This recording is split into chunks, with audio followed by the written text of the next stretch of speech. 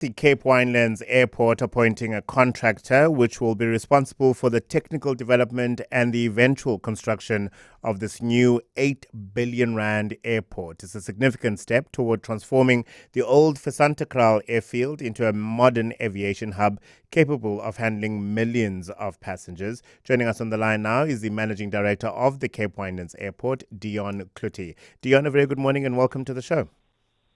Good morning, Africa, to you. Thank you, and welcome to your listeners. There's no going back now, right? The airport is very well on its way as we huddle along towards construction. 100%. I must just say, Africa, in terms of the statutory process, we have received authorization on the 27th of October, and there is the statutory period for any appeals. There were a few appeals lodged.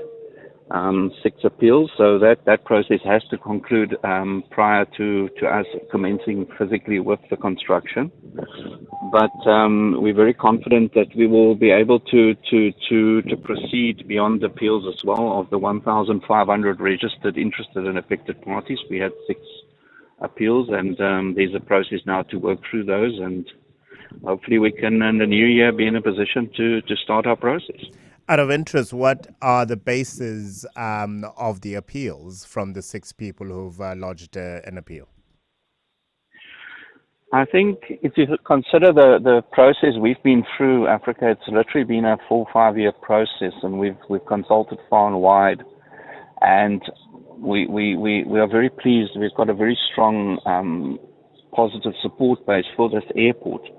The ones that were raised were some of the neighboring land use options, and we've been also working with those neighbors on consolidating land use and integrating our development. So I must say we're making good progress, and we can expect further announcements in that regard in the near future. There were also objections raised for those stakeholders that are on airport currently. We obviously, we're going to deliver a fantastic new airport for them, and that's a great solution, and they're very supportive of this airport. The only issue that they've raised is during the construction, they are worried that it will have an impact on them because we're not going to be constructing and operating at the same time. But again, there are options, and we've been discussing options with these stakeholders. So we keep communicating, and again, we are quite confident we'll reach an outcome there. No, absolutely. How long is the appeals process on for, I suppose, as far as schedule is concerned? By when will we find out what the final decision is pertaining those appeals? So Africa, in broad terms, we should in March of next year have final outcomes. As you would have seen, it hasn't precluded us from using the time wisely to progress other critical work streams, such as the partner that we're going to use for the construction of the airport. And then also, more recently, you would have seen the announcement on the partnership we've also done with Growthpoint on the property and the commercial side. Let's fast forward for a moment, Deon, to we've gone through all the appeals, designs have been approved, construction has taken place. What are we going to experience when we visit the airport? How big is it going to be? What will be its primary source of business? Will it be cargo? Will it be passenger? That kind of thing. So if you approach the airport as a passenger, we have 2 critical things that drive the development. It's smart and it's green. And smart is in making it user-friendly and making it a very special experience. Africa, we've had the benefit of knowing each other now for a while, and I know you've been aware of the journey as to how important quality is. So quality of experience is really for us the first critical thing, and it really is around our passenger operations. But we also have a very strong logistics and cargo platform that we're doing.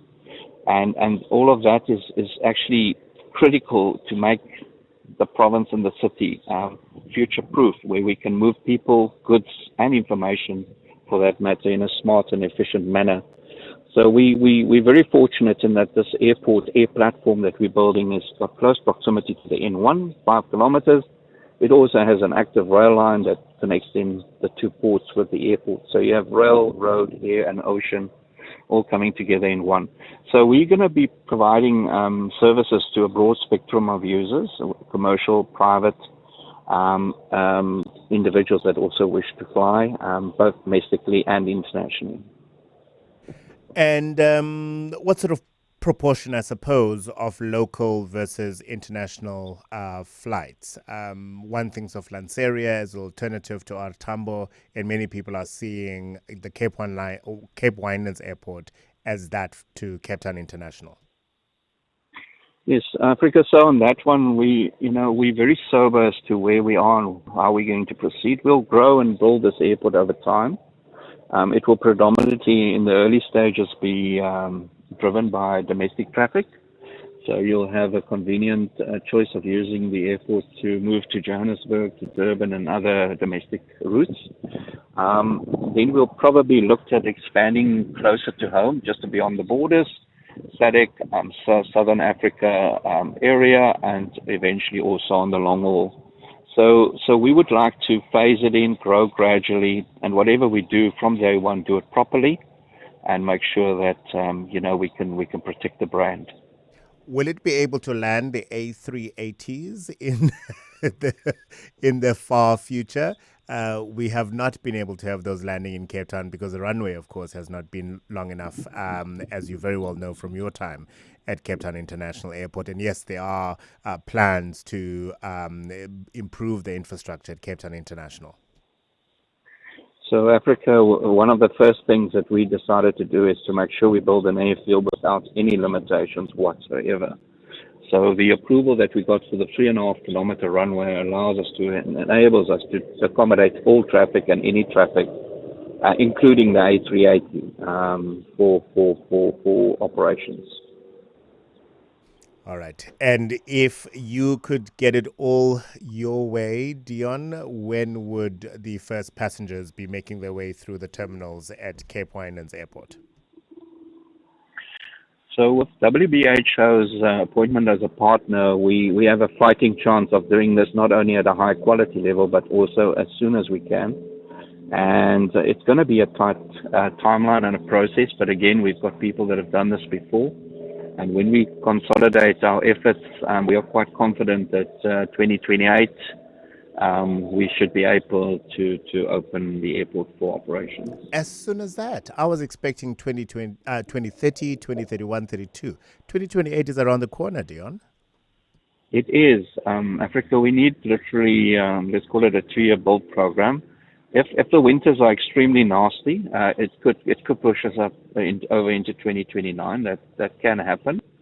But we actually, apart from the airfield and the air platform we're building, on the first build, the terminal we're not building a very big terminal. We're building what we will require to provide the necessary service, meet the statutory obligations. And it would not be a complex build in that we're not doing basements and those type of infrastructure.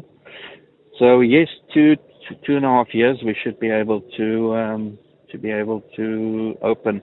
We might very well also have a phased opening where we open for certain components of traffic and then build on that. Now with the contractor on board, we'll be able to clarify those timelines in greater detail in the new year.